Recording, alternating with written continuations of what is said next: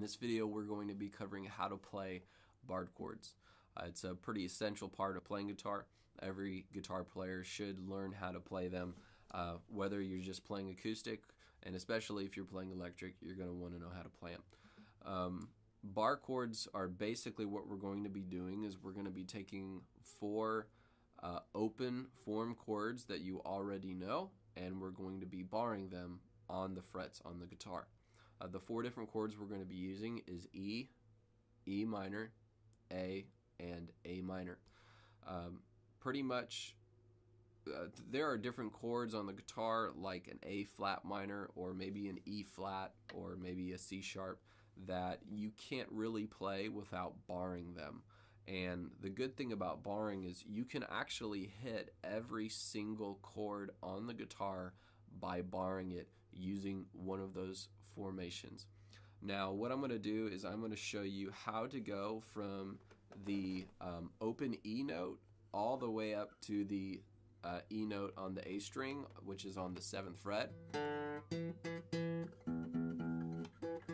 Okay, and what we're going to do is we're going to reconfigure our fingers. That way you can use your index finger in order to utilize the barring finger. When we play an E, we normally play it like this. But in order to bar, we need that index finger, so we have to reconfigure our fingers in order to bar.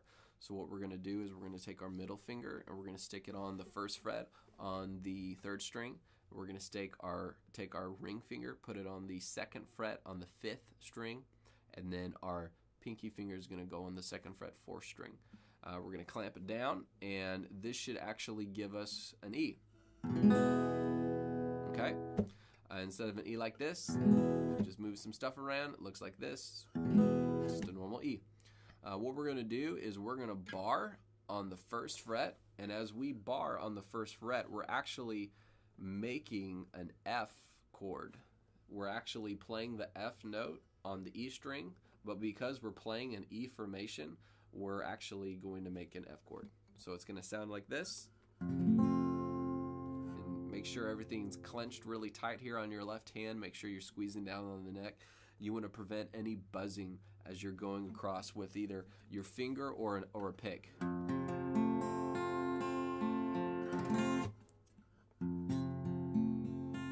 And so you want no buzzing. So that's an F.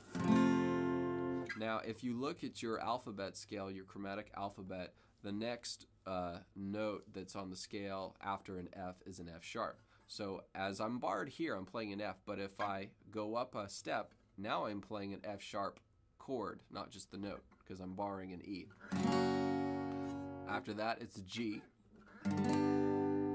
After that, it's an A flat. And after that, it's an A. So I've just played 5 chords right there. And what my fingers are doing, they're keeping the same E formation. But because I'm just barring it and I'm moving up the neck, I'm playing full chords.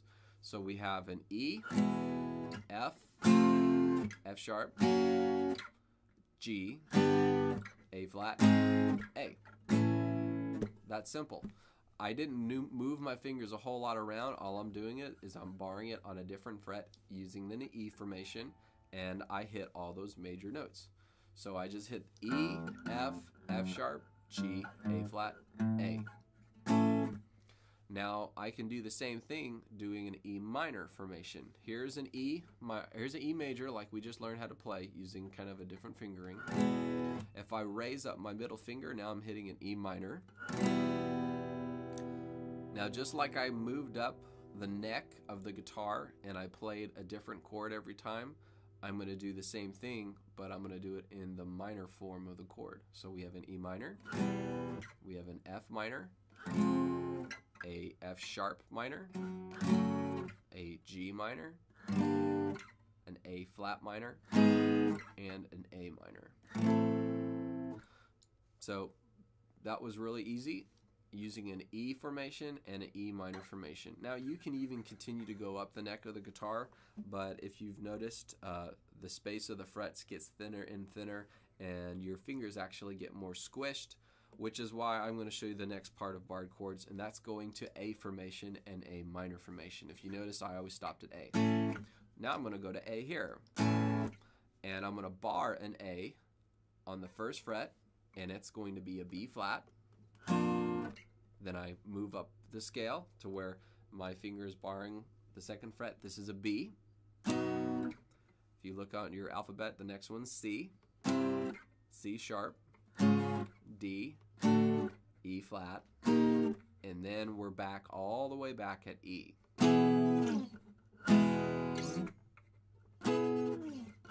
Okay, now just like we did A, we barred A all the way up. We've actually just went through every single chromatic major chord on the guitar. We went E, F, F sharp, G, A flat, A, we went A here, B flat, B, C, C sharp, D, E flat, and E. So we hit all 12. And now let me finish off the A minors. If you play an A minor, move your fingers around, and to where it's kind of like the E formation, only you just move everything down a string. So this is an A minor. Now I'm going to hit a B flat minor. If I bar it right there on the first fret, it's a B flat minor. The next one will be a B minor, then a C minor, then a C sharp minor, a D minor, an E flat minor, and finally an E minor.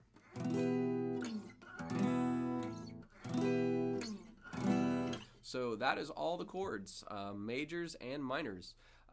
When you start finding, like I said, sheet music online, you're probably going to see some artist put like a E minor 7th, or A suspended, or a G2. Very common chords that people put in their songs. And you can actually learn those chords and use those variations by doing barred chords as well. What does that mean? What do I mean by that? Well, let's take an E minor, for instance. You have an E minor, it looks like this. Okay? An E minor 7 is actually, it's only one finger. You put your middle finger on the second fret on the 5th string, and that's actually an E minor 7. Okay? It actually does sound good in some songs. Sometimes you hear a chord and it doesn't sound very good, but with the right application it sounds good. So that's an E minor 7. Well, if I was to bar that formation, I would make it like, if I bar it on the first fret, that's an F minor 7th. Now if I bar it on the second fret, that makes it an F sharp minor 7th. So the principle applies all over the guitar. If I was to play an A major 7th, okay, I'm going to show you guys an A major 7. An A major 7 is where you stick your ring finger on the, well, I better show you the barred way. Take your pinky, 2nd fret, 2nd string, then take your ring finger, put them on the 2nd fret, 4th string, and then stick your middle finger, put him on the 1st fret, 3rd string. And this is what an A major 7 sounds like. It's a very pretty chord. Alright? Well, if I wanted to make it a B flat major 7, all I'd have to do is bar it on the 1st fret. And then a B major 7,